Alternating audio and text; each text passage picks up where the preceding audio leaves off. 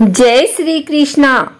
पौराणिक काल से ही भगवान श्री कृष्ण की कहानियाँ या कृष्ण लीला बच्चों और बड़ों को बहुत पसंद आती है।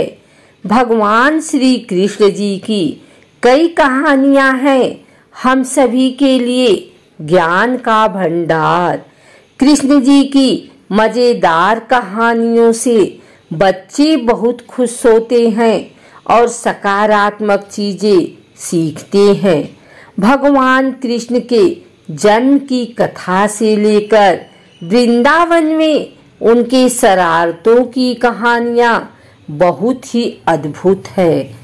हम भगवान कृष्ण को कई रूप में देखते हैं, जैसे बाल कृष्ण, माखन चोर कृष्ण, राधा कृष्ण और कुरुक्षेत्र में अर्जुन को गीता का सार समझाते हुए भगवान श्री कृष्ण। जैसा कि हम सभी जानते हैं, मार्गशीर्ष मास भगवान श्री कृष्ण को समर्पित है और इस मास में भगवान श्री कृष्ण की पूजा कथा एवं यमुना जी में स्नान करने से भगवान श्री कृष्ण प्रसन्न होते हैं एवं मोक्ष की प्राप्ति होती है। तो आइए सुनते हैं भक्त और भगवान की सच्ची घटना पर आधारित एक कहानी। भक्त और भगवान की कहानी, जिससे किसी तरह भगवान ने अपने भक्त की जान बचाई और उसकी भक्ति की लाज रखी। एक बार एक राजा ने भगवान श्री कृष्ण का मंदिर बनवाया और उसमें पूजा पाठ करने के लिए एक पुजारी को लगा दिया। पुजारी जी बड़े प्रेम भाव से भगवान की सेवा करने लगे। भगवान की पूजा पाठ और सेवा करते हुए पुजारी की उम्र बीत गई। राजा रोज वहां दर्शन के लिए आता था, लेकिन इससे पहले वह अपने सेवक के साथ एक फूलों की माला भेजता था, जिसे वह पुजारी भगवान को पहनाता और जब राजा दर्शन को आते तो आशीर्वाद स्वरूप भगवान के गले से उतारकर राजा को पहना देता। रोज का यही नियम था। उसने सेवक के हाथ माला भिजवाई और पुजारी को संदेशा भिजवाया कि राजा आज मंदिर नहीं आ पाएंगे। सेवक माला देकर और संदेशा कहकर चला गया। पुजारी ने भगवान को माला पहना दी। थोड़ी देर बाद पुजारी का मन में विचार आया कि मुझे भगवान की सेवा करते हुए आज उम्र बीत गई है, लेकिन मैंने आज तक यह माला नहीं पहनी है।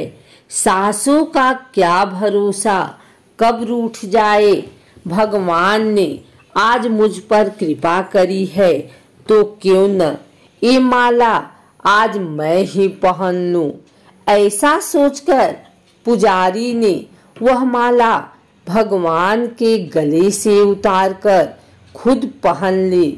लेकिन ये क्या, बाहर से पुजारी ने आवाज दी कि राजा की सवारी मंदिर पहुंचने वाली है। अचानक सेवक की आवाज सुनकर और राजा के ऐसे अचानक आ जाने से पुजारी जी घबरा गए कि कहीं राजा ने मुझे माला पहने देख ली तो क्रोधित होंगे और मुझे दंड देंगे। ऐसा सोचकर पुजारी जी ने वह माला अपने गले से निकालकर भगवान को फिर से पहना दी और जब राजा मंदिर में आए तो वही माला भगवान के गले से निकालकर राजा को पहना दी। लेकिन जैसे ही राजा ने माला पहनी तो उसमें राजा को एक सफेद बाल दिखाई दिया, जिससे राजा को सारा माजरा समझ आ गया कि यह माला पुजारी ने पहले खुद पहनी है और जब मैं आया तो मुझे पहना दी। पुजारी ने छल किया है, यह सोचकर राजा को गुस्सा आया। राजा ने पुजारी से पूछा कि ये सफेद बाल किसका है। चूंकि पुजारी जी भी बूढ़े हो गए थे और उनके बाल भी सफेद थे।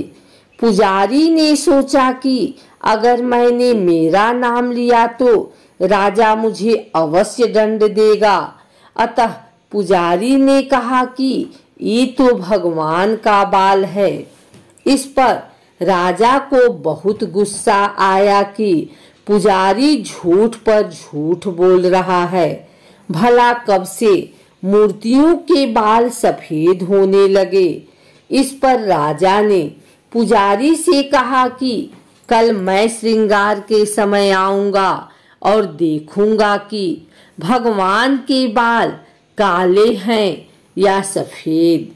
अगर भगवान के बाल काले निकले तो पुजारी तुझे इस पाप के लिए मृत्यु दंड दिया जाएगा।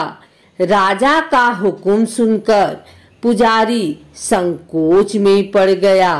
राजा के जाते ही पुजारी भगवान के सामने रोने लगा और विनती करने लगा कि प्रभु, मैं जानता हूँ कि मैंने आपके सामने झूठ बोलने का अपराध किया है।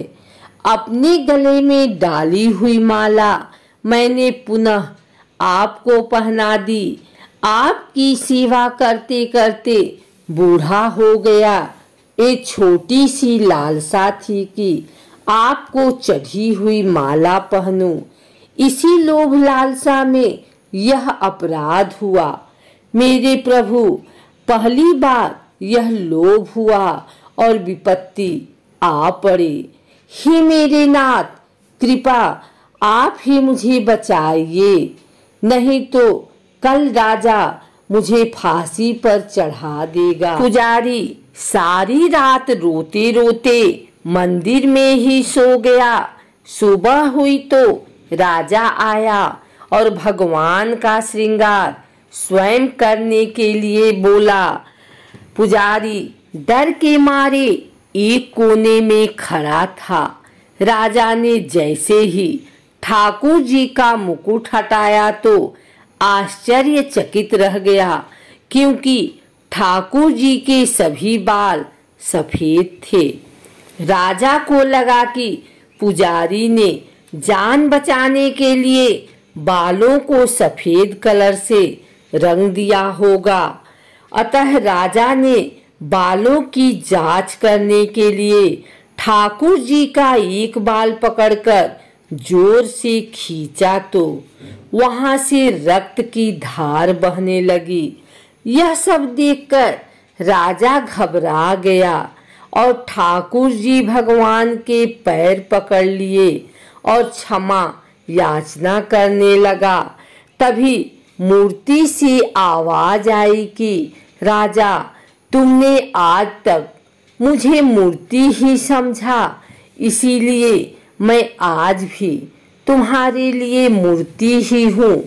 पुजारी मुझे साक्षात भगवान समझता है। उसकी श्रद्धा की लाज रखने के लिए और तुझे समझाने के लिए मुझे अपने बाल सफेद करने पड़े और रक्त की धार बहानी पड़ी। राजा ने भगवान और पुजारी दोनों से माफी मांगी और अपने राजमहल लौट गया। अगर मान लिया तो भगवान और न मानो तो पाषाण पत्थर। अगर मन में सच्ची श्रद्धा हो तो भगवान पत्थर में सप्राण होकर भी भक्त से मिलने आ जाते हैं।